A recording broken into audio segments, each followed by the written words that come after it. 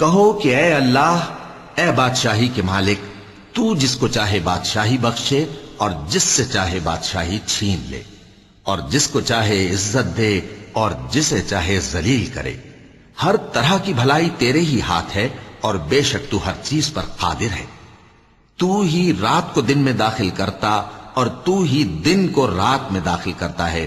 تو ہی بے جان سے جاندار پیدا کرتا ہے اور تو ہی جاندار سے بے جان پیدا کرتا ہے، اور تو ہی جس کو چاہتا ہے بے حساب رزق بخشتا ہے۔